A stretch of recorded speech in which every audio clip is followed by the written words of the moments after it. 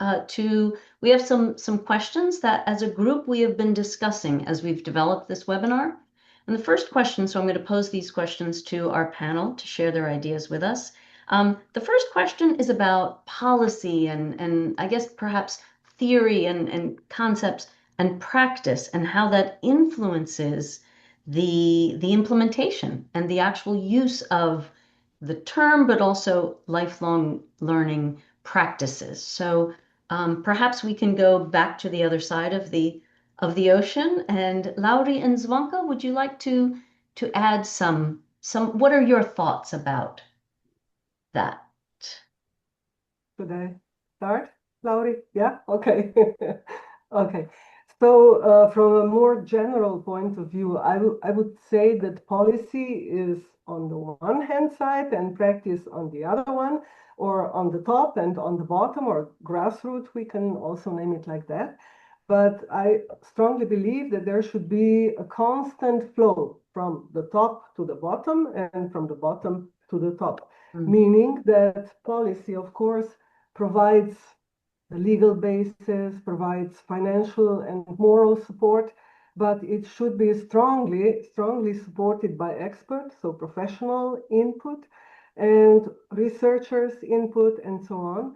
So it cannot be just strict policy. It has to be connected with what people who know about a certain field think is worth acting on. Also, I would like to connect this to the andragogical circle. As you know, we always start from needs, possibilities, then find solutions at the expert level and policy level, then implement these solutions and then evaluate, and then we start again. It's actually a never-ending circle, and really, it should somehow entail mutual respect between all the stakeholders involved, empathy, openness to change, flexibility, things that have been a lot of values, really good values that have been mentioned today before. But I think that crucial when implementing policy or designing it in our country, at least, is having a national umbrella institution which can act as an intermediary between ministries. Actually, in our case, it's the Ministry of Education and the Ministry of Labor, Family, Social Affairs, and Equal Opportunities. And on the other hand, we have the grassroots level, actually the professionals, practitioners, but even learners. And we are the ones who are somehow tying the whole, this complex, actually, interaction of stakeholders into something that could, at moments, be called synergy, but should always be synergy, and always a two-flow, bottom-up, top-down that I mentioned before. Looking from a practical point of view, from practice, I believe that practice can always supply policymakers as well as professionals with learner stories, role models, with showing learning communities, how learning really goes into real life, innovative learning environments, which is one of the most topical issues nowadays.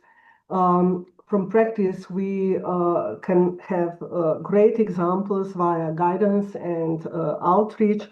So learning in public places, this is what practice is and could actually influence policy. So again, it's a circle. Everything should be knit tightly together if it should work.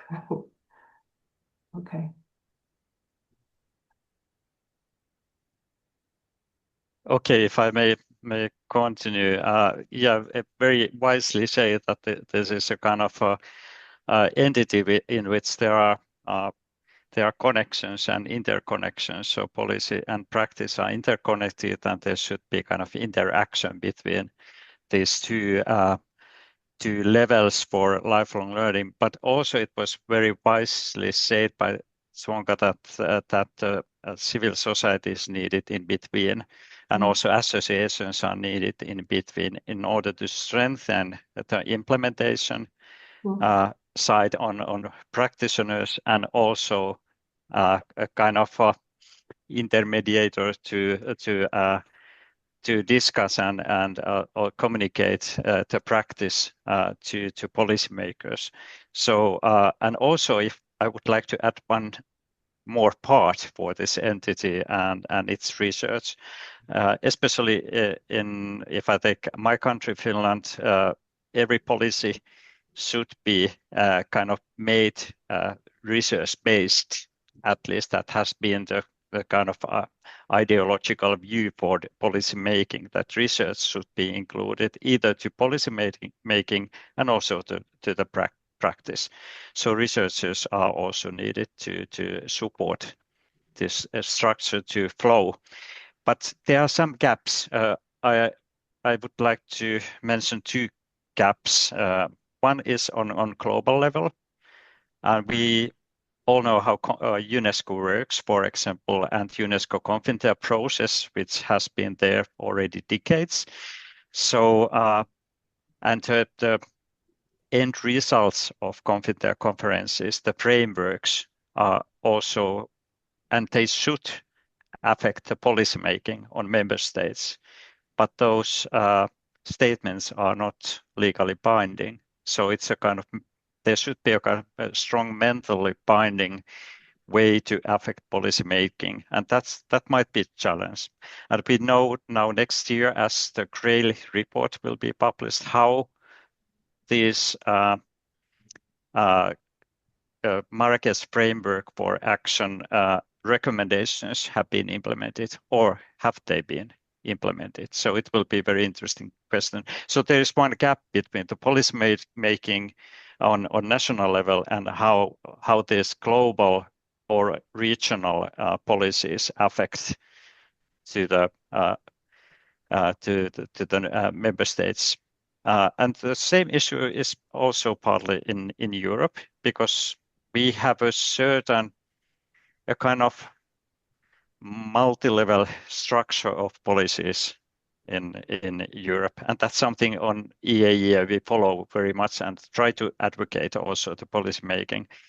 There are different layers, and one of the most important strategies, the new agenda for adult education learning in Europe, has been there already a couple of years, but the implementation is still under process. And actually some countries act against this policy paper because this either is not legally binding.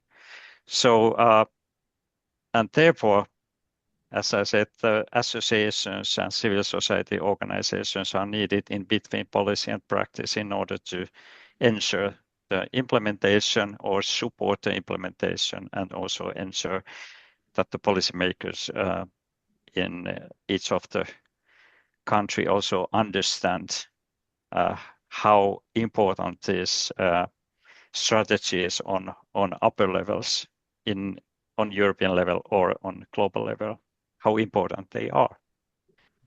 And maybe these points I would like to point out. Yes. Wonderful. Thank you. Thanks to both of you. I have Marcy and Judy. If you would like to, of course, address that question, you are more than welcome to. What I would like to suggest, just because time is running out and there's so many good things for us to talk about, if you want to add some thoughts about the first question, but also if I could pose the second question we have been discussing, and that's about existing frameworks in either nations or regions, and if they have sort of the challenges that you see being associated with using those frameworks or mechanisms, and the benefits of using larger national or regional frameworks. Judy, I know I've thrown you a curveball, but it's up to you if you want to continue that policy and practice, or if you want to also start thinking about mechanisms. It's up to you. Yes, I think I can blend them actually, Christy. So I am going to talk specifically about lower skilled or adults with lower education, because that is where policy and frameworks have been developed in the United States. And what we have is, we have had, and I will just preface this by saying up to now, not knowing where we're going, but what has happened over time is that legislation has been a friend to lower skilled adults in that we have appropriations at the federal level, yet it really is a joint federal endeavor with states where money has been appropriated to fund the delivery of adult education and literacy at the local level. So we have a fairly robust system where adults, it's a voluntary participation, and they come in at different ages and stages of their life. Some just need a brush up on foundational skills. Historically, many folks did not have a high school diploma. And because of the way our education system works in the United States, where generally you need a high school diploma to go to post-secondary education, there's a fair amount of pressure to get a high school diploma if you don't have one. Over time, the notion that work and education are intertwined has become stronger in the legislation, which has meant that people are, I always say, you listen to what the adults want. You go to your customers and ask the adults coming in, why are they coming?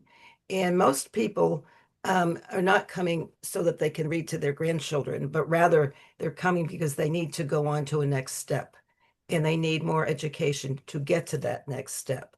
So from, again, this particular subpopulation of of Americans who and non-Americans who come in for language instruction and the like, we have our policy has the pieces of legislation have been what I would call regulations light. In a way, we have a framework that was developed in 2014 for what the career and college readiness skills are that one must have. And that has not been updated. We have adopted various digital literacy frameworks now. They are not from the Department of Ed, but the states have a lot of flexibility in how they implement their programs. Going to Laurie, we've had a fair amount of research on reading instruction. That's the one area that has been fairly well funded. And we've also had more recent funding on looking at how do you create career pathways. Again, bringing in that notion that education is for not just self-fulfillment, but also for economic, viability, if you will, in moving forward. So I think that to date, the role of policy has been to really help structure services for lower skilled adults. It also, through our community college system in particular, there are lots of opportunities both for occupational training, but also for self-betterment opportunities there. So it's all about getting people to a next step and encouraging them. My one comment is that I think where we really need to work harder is that as adults enter adult education or adult skills education and work toward their goals, it really is incumbent on adult educators to make sure that adults are very much aware of how they learn, because the whole process of being motivated to continue your learning, whether it's independent learning, whether it's non-formal, formal, or informal, really is a state of mind. It is how you think about yourself and think about your capabilities. And I think we have some missed opportunities there to really help adults, find a way to really plan what they want to do next. Wonderful. Thank you, Judy. Marcy, would you like to add to the answer to question number 1, or would you like to move on to discussing frameworks? I do have a slide up about niche frameworks. Yeah, I'm going to be really brief because I understand the time pressure right now. And Judy's our expert in residence with regard to the national scene here, policy-wise. and practice-wise too. So what I want to say is I actually really thought about this in terms of what can we offer? What could I offer from the United States perspective about frameworks?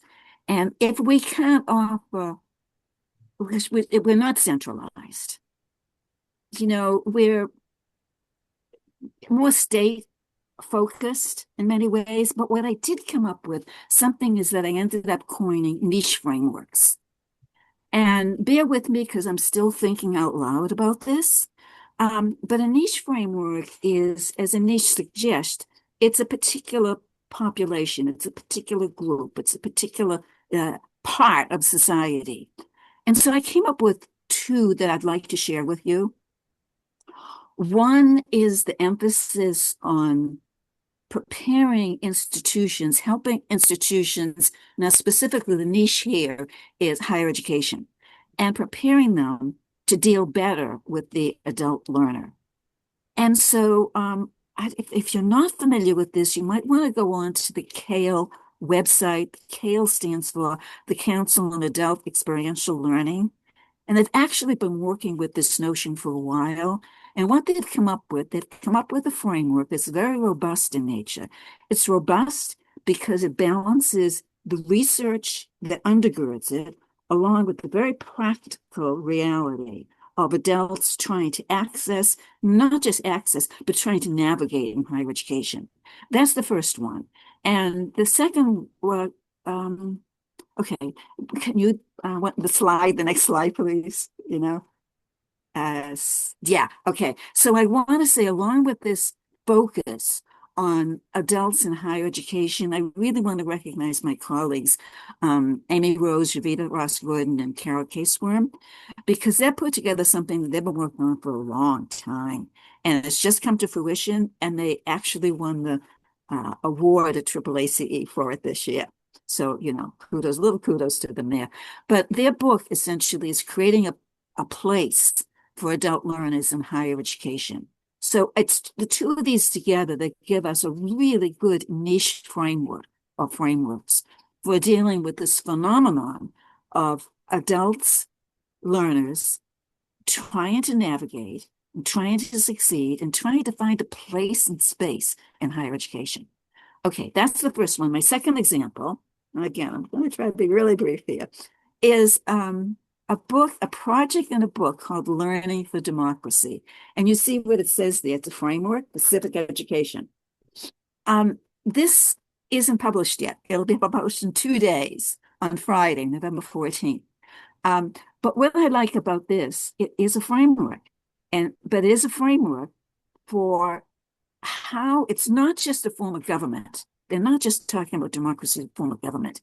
What the authors are talking about, and that's Chad Hogan and what's his wife's name? Tatiana Kluber, Hogan Kluber. Sorry about that.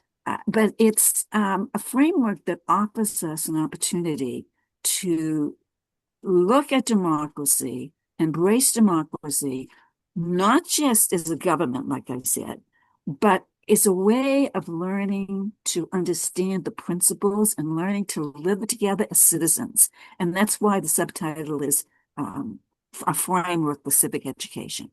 Okay, I can go on. I will stop there, Christy, in deference to time. Thank you. Wonderful. Thanks to everyone. And I believe Chad was just in the most recent group of recipients into the International Hall of Fame, wasn't he, this year? I think he was like a week ago. And Zvonka, weren't you inducted last year? Last year. Yeah. So, yeah. So wonderful.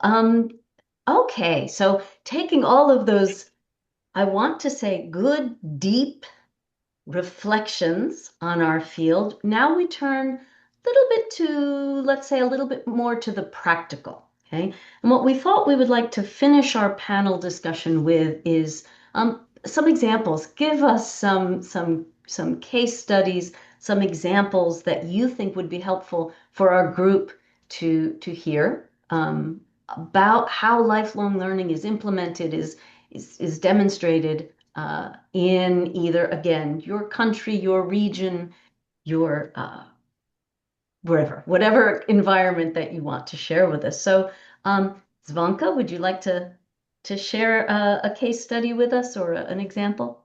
I can, and I will tell you my favorite story. That's the Slovenian Lifelong Learning Weeks. But I cannot go into this if I don't mention before two frameworks very briefly. One is our national adult education master plan, which is a strategic document, a huge document with lots of money. And Marcio, yes, we can afford being centralized because we are a small country. And this document really refers to EU objectives, but also mainly to national objectives in adult learning, in formal adult learning, non-formal, general, plus education and training for work, research, and so-called support activities, being awareness raising, professionalization, guidance and validation, quality assurance, and so on. The document is intended mainly for vulnerable target groups. We haven't mentioned target groups yet today because the government is responsible for these groups, of course. There are several measures, and right now we have the third edition. It's for every time, it's for nearly a decade, and right now we are in the phase of evaluating. It's a midterm evaluation of the implementation of the current adult education master plan. What is good? It provides financial grounds. The state budget is being allocated to the before mentioned measures and fields of adult education. And what is also good is that it is intersectoral, combining from 10 to 15 ministries, depending on the current number of ministries. What is not so good is that this intersectoral approach is more a sum of approaches than a synergy, and that's our constant challenge. So within this national framework, we have also awareness raising, as you could hear before, and that's not only lifelong learning weeks, but some other actions as well. But I would like to mention another framework at the European level, that's the EU Agenda for Adult Learning. And here, for a change, money has been allocated to a EU policy document.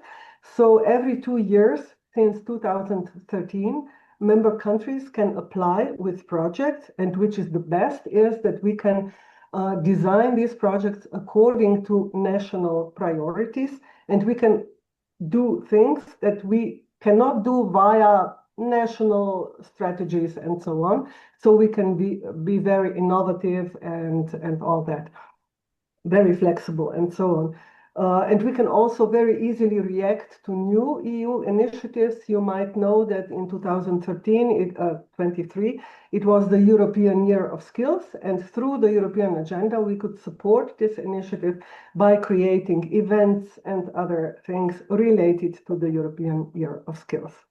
Now, the Lifelong Learning Week, as an example of a case study, we have organized the Lifelong Learning Week, a learning festival, since the magnificent year of 1996, so for 30 years now. We copied the main idea from the UK, but of course tailored it to our circumstances. But my dear US colleagues, the idea comes from the United States, but it didn't take ground there. Who knows why? Anyhow, we started, this is actually the first project where we, as the National Institute for Adult Education, tackled lifelong learning by inviting kindergartens, primary schools, secondary schools, and many, many other stakeholders. In the last few years, we have around 2,000 providers of events, and the number of events is close to 10,000 every year. Events that highlight formal, non-formal, informal learning and other aspects of adult education, but lifelong learning mainly. A lot of intergenerational events and so on. So lifelong, life-wide. We also invite media because we see that media are very important stakeholder in implementing lifelong learning. And with all these experiences, we managed to get 7 million euro or 5.7 million euro for an ESF funded project, which is awareness raising for lifelong learning. A colleague of mine took over with a small team, and we have just finished the first year of the implementation of this huge awareness raising, which is on top of the lifelong learning weeks. A lot of money going to TV ads, radio ads, other ways of approaching this year young people, next year older people, then even migrants and so on. But we really engage a lot of stakeholders at local level, national level, and of course also at international level. So if you're interested in the idea of celebrating lifelong learning overseas, on the other side of the pond, we are partners for a learning festival in the future. Thank you. That sounds like a wonderful excuse to come and visit Slovenia, Zvonka. Yes. If we Yes, needed welcome. an excuse for that. Welcome. Welcome. Thank you. Lauri, what would you like? And thank you for those thoughts. Lauri, what would you like to add to that conversation? Yeah, so I would like to also add something which is also connected to celebrations.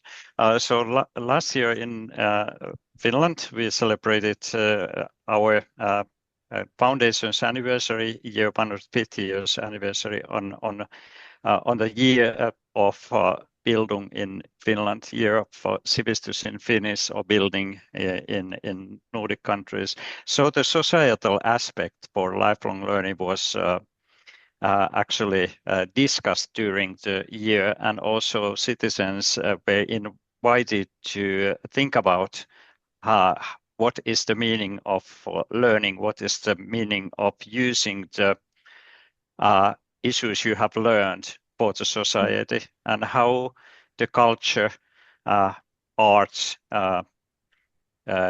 reading, and even basic skills and understanding all the new citizens coming from abroad, migrants, and so on. So the whole kind of change of the society was under discussion, and what was also seen to be actually the main and most important part was the lifelong learning opportunities in order to understand the world better and in order to use the learning for the society. So in this sense, it was quite interesting, and thank you, Marci, for sharing your viewpoints in the beginning, because there are so strong kind of traditions and history which is connected to lifelong learning. And it's very important also sometimes just to stop and think about what we have reached so far and what would and could be the future like. And therefore, I would like to come to another kind of practices, what we do at the moment in Finland, and in also what I've heard in other countries also are thinking about. And also in EAEA, we have discussed in our executive board that the impact evaluation is more and more important in our societies to understand the impact of lifelong learning for the society and for the individuals, and also some other levels also. So in Finland, we started a national evaluation process, which is run by our Ministry of Education and Culture, and I was invited to share that process, also the committee for the impact evaluation. And at the current level, we have actually decided that the impact will be evaluated on 4 levels: national level impact, regional level, organizational, and individual levels. And so far, we have connected and collected all the indicators which could actually be seen as indicators for the impact of the whole non-formal adult education in our country. And that would be certainly something on which we would like to also learn more, and what kind of impact evaluations have been run in other regions or countries. For example, in Sweden, there has been already a kind of impact evaluation made on non-formal sector, but it's a bit not that wide as we aim to reach in Finland, but also we see that it's very important to see the societal level impact and then also the organizational and individual level impact. And that's something on which I'm really much looking for next year when the impact evaluation will be reported and ready, and really happy to join the committee also as a chair to lead the process also. But I think this is something, as we started, that there are challenges in our societies and the policy issues are important, and there are also a kind of counter powers against adult education and learning and lifelong learning. So we need to find ways to protect, and I somehow see that the understanding of the impact is something which can be used also for the advocacy and for the protection of lifelong learning. So maybe these kind of issues which are connected to the deeper history of the society, and then to understand the current situation, and of course with the impact evaluation also in Finland, we aim to create a new vision for our non-formal adult education for the year 2035. And that's something which it will be quite interesting also, because it's also connected to the Confinter process and the end of this Confinter process is 2034. So it will be very interesting to see what kind of future is ahead and what kind of future we could actually create ourselves. So maybe these points I would like to share with you. Wonderful, thank you. I have to tell you, for all of us listening so far, I feel like my head is just being filled up, and all of you have offered such different takes on our questions too, which gives us even more food for thought. So we're not done yet, but I really look forward to our discussion of how we carry forward, right, this conversation and what our next step is. So, Judy, would you like to share a case study, an example, or an area where lifelong learning is represented in the US and implemented? Sure, thanks, Christy. What I want to do first, though, is work off of what Lauri just said about impact evaluation and the role of it, because the US, the one thing that we've done, which has been helpful, is with the federal money for the non-formal adult skills, the one requirement is that programs collect data on the characteristics of participants and their outcomes for participants. And mostly the outcomes have been measured in terms of skill gain using standardized math and reading tests, as well as looking at participants' next steps in participating in post-secondary education, obtaining now through longitudinal data, degree certificates, and also looking at their workforce participation.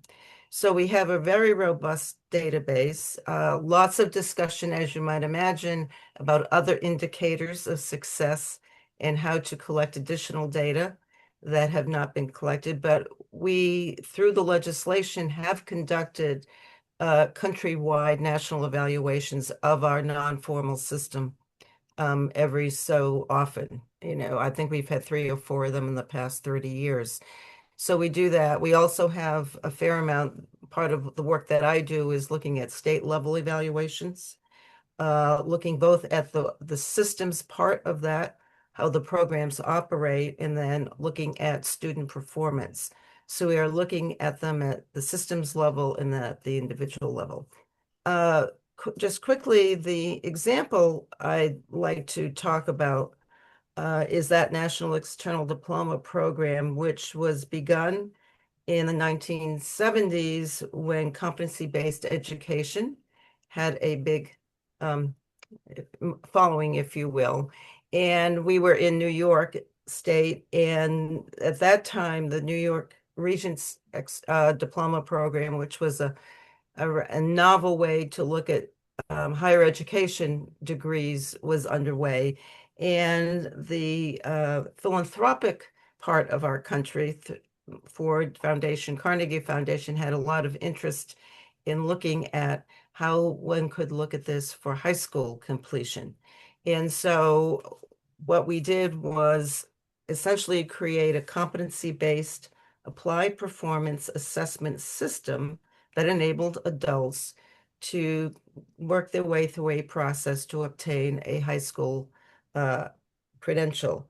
And what was unique about this program, and still continues to be unique, is that the competencies went beyond, say, what the GED, the competition was the GED. And the reason for doing this was a profound concern that not everybody tests well in standardized tests such as the GED. So we looked at alternative ways of assessment through performance assessments, through giving those learners credit for prior learning and prior experience, and looking at a set of both academic, math, reading, and writing skills along with life skills. So it really got looked at the life experience of an adult in totality and saying, how can we look at what they've done and what they know and what they can do and give them credit for that. So the program, we developed competencies, developed professional development, the whole 9 yards. And I was able to work with 8 states in beginning to implement it. Over time, the program has persisted. It still exists today, 53 years later. And the competencies have been updated. It is now an online program. And what makes it very special is really the demonstration of competence. So adults don't just take a test. What they do is they develop some products, they answer questions orally, and they also do written assignments. So it looks at the demonstration of competences using multiple modalities. It is what I think Marcy would call a niche program because it's it's hard to get the states to say, oh, we are going to spend money on an alternative so that we can reach a wider group of adults who might benefit from this particular process. And so I think just a closing remark is that after listening to everyone today, I think that in the US in particular, we have to connect the vocabulary of lifelong learning to the practice of what's going on, because right now they are not connected at all. They are, maybe academics are connecting them, but the general public doesn't connect those two concepts. And I think it would be very interesting to look at what is going on in response to the current administration and some of the new groups and communication vehicles that have been formed to share perspectives and historical information to try to get people to kind of analyze, how do you look at history and how it progresses, and what does one do in terms of, not repeating prior things and the like. So I think we are at a very, very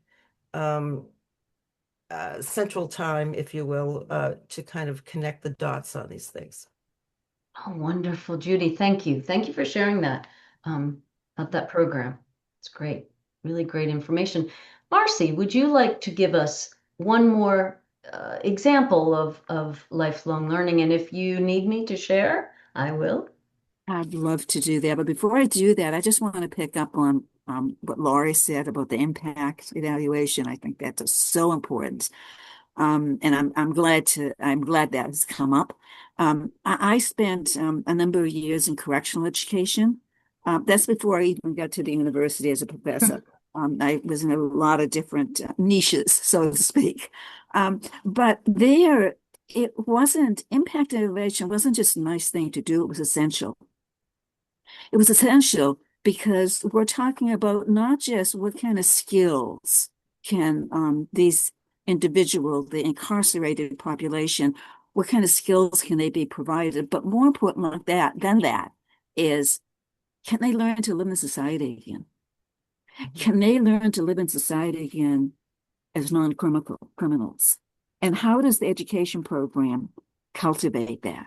So as far as the impact is concerned, it's not just getting back to this theme that's arising. It's not just an impact on the individual, but it's impact on society. Because an integral part of that evaluation was always looking at the recidivism rate. You know, how many and which ones are coming back into the system, and which ones and how many are recommitting crimes. So thank you for bringing that up on the impact. And Judy, you mentioned, this was not on my radar screen, but you mentioned about the philanthropic movement in the United States. I think that's so important that we at least raise to a level of awareness. And I'd like to hear from Europe as well. But the philanthropic movement in the United States has been a very integral and vital part of adult learning in this country, going back to, the 1920s and the convening of the field and Rockefeller and Carnegie and Ford.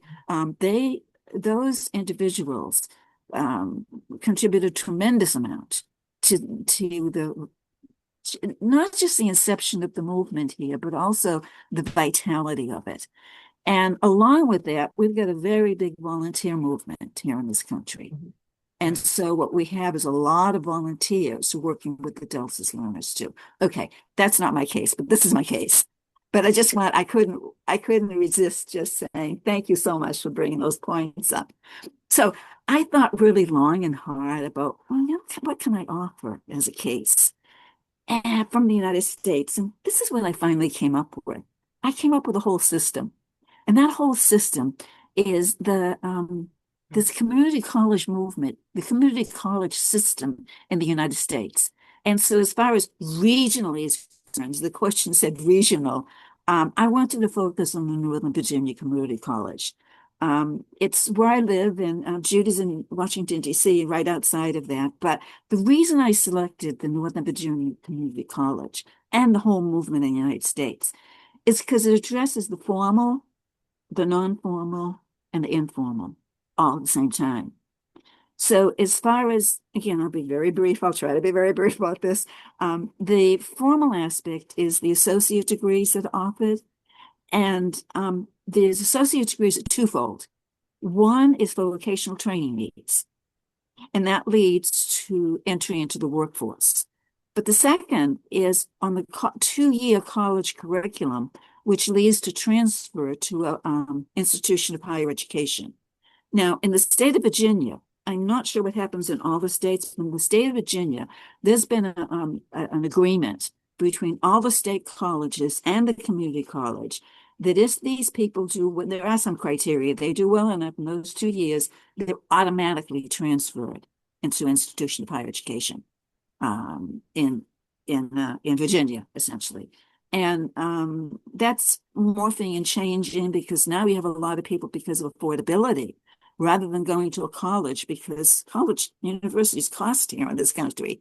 They'll go to a community college and they'll get a really good liberalized education, and then they'll transfer. Okay, that's at the formal level. At the informal level, we have a lot of non-degree as well as non-credit. Now, certificates, personal enrichment courses, and there's a lot of workforce related where the community college is partnering with a corporation or an institution to help the workforce. Okay, those are this first two, but the third is it's like a tripartite mission in a way. The third aspect, and this is what I'm really very enthusiastic about, and that's how, and I'm talking about the community college system in general, but more specifically, of course, I'm talking about Northern Virginia Community College. And that's what the community college embraces as part of their mission to focus on serving the needs of the local community. And that's both the general population as well as specific groups. So for the general population, the community college in Northern Virginia, and there are 6 campuses, but each campus does something a little bit different. There's a huge emphasis on physical and mental health. So you have physical and mental health expositions, fairs, and this is not just for informational purposes. There are workshops, People can get screenings. And so this is open to the mass populace, essentially. Then what I find I'm very enthusiastic about is the community college in Northern Virginia has a department that focuses specifically on diagnosing the needs of the community in which it resides. And so I'm just going to give you two examples here because they stay up with contemporary things. And one of the contemporary issues, as many of you know, you've probably heard about our administration at this point, and you probably heard about the shutdown, and you probably heard about many people career employees losing their jobs. And that's pretty vocalized where I am in the Northern Virginia area have been affected. And so what Northern Virginia Community College has done is they've put together programs, processes, and resources for federal workers who are all of a sudden jobless. And I won't get into detail, but as you can imagine, it's a huge effort and success in doing this. And the other thing that's, it's an issue here, it's a big issue in Northern Virginia, and that's the suicide rate. People who died by suicide. And so the two groups that Northern Virginia Community College is focusing on, because that's when it's most rampant, is first of all the veterans. And we've got a big veteran military population here in this area. And the second is high schoolers. Wow. Yeah. And so I just laud and applaud. And I'm just, this is proud to be part of this Northern Virginia community. And those just two examples in which the community college focuses on serving the needs of the local community.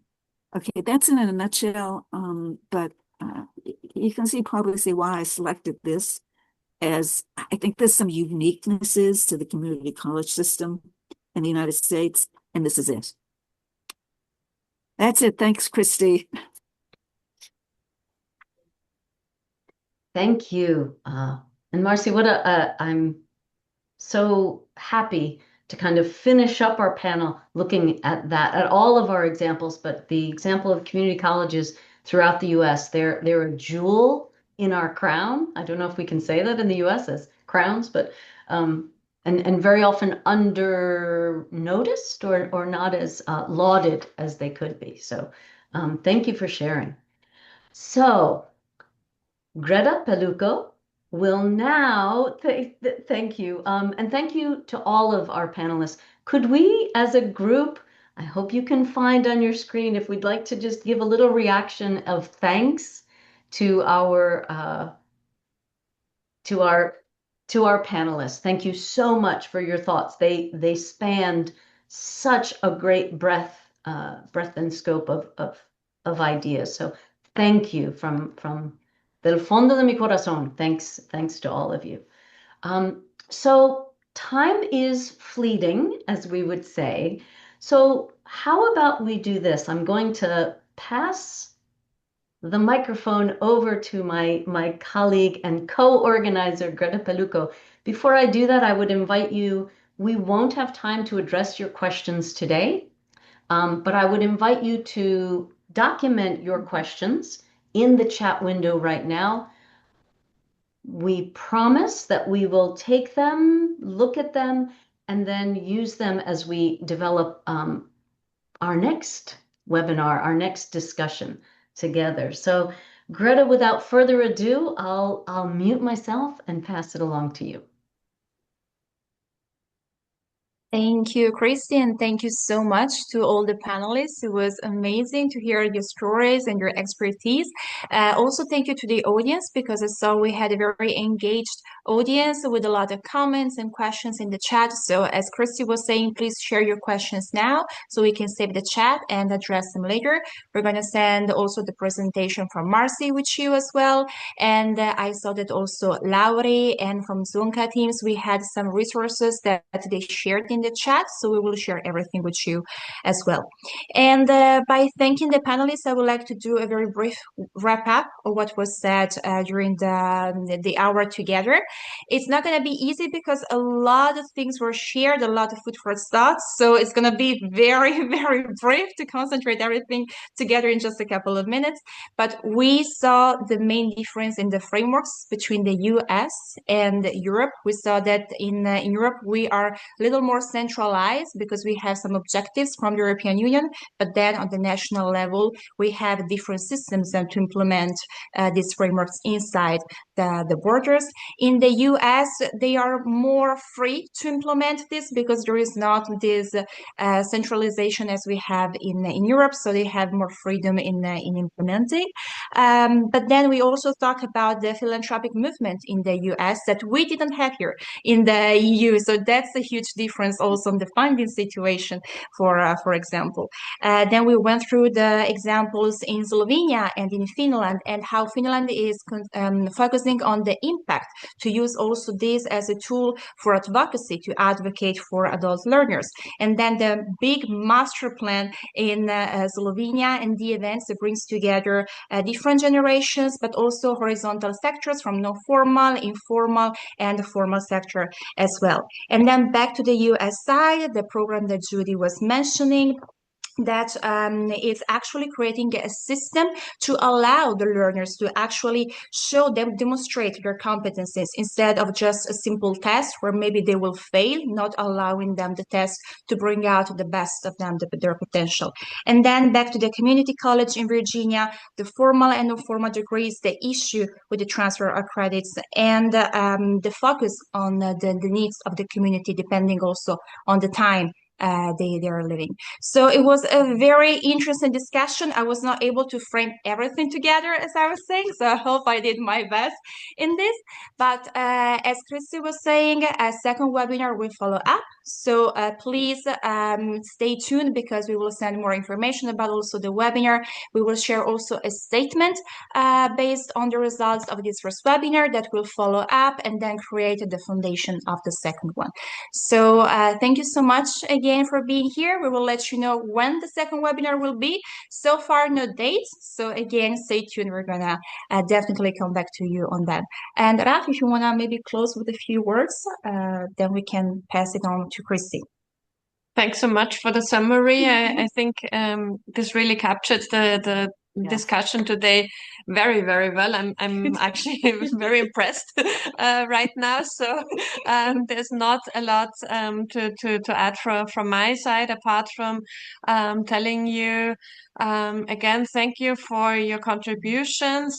This was really, really interesting. I think this can also really help us with our policy and advocacy work that we are doing at the European level. It was, at least from my perspective, really great to hear what's happening in the US and how we can collaborate on policy, but also implementing policy in practice in the future. And I think we can close it here right on time.